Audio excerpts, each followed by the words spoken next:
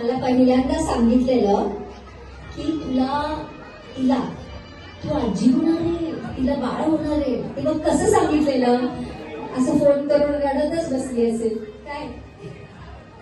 तिला जेव्हा पहिल्यांदा माहिती मिळाली ना, तेव्हा ती पहिली आमच्या सद्गुरू अनिरुद्ध बापूंचा स्थान आहे खारला, तर तिथे जाऊन तिने मला मोठ्या आईचं दर्शन घेतलं, त्यांना सांगितलं आणि तिथून ते माझ्या घरी आली आणि देवाऱ्यासमोर उभं राहून म्हणजे मी आई होणार आहे. तो क्षण मला अजूनही खूप म्हणजे सुखद अनुभव देऊन गेला. तिला होणाऱ्या बाळासाठी माझ्याकडून खूप साऱ्या शुभेच्छा.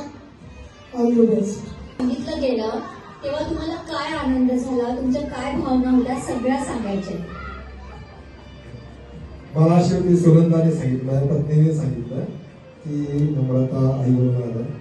अर्थातच प्रकृती नियमानुसार हे होणं आवश्यक आहे आणि ती वेळ आली. त्या वेळेचा खरोखर आनंद झाला. सद्गुरूंचे आशीर्वाद, त्यांच्या सदिच्छा आमच्या पाठीशी आहेत, त्या अशाच कायम राहू द्या असेच. आणि तिला मुलगा अथवा मुलगी जे काही असेल ते त्यांच्याप्रमाणेच आनंदी होऊ द्या असं इच्छा होतो.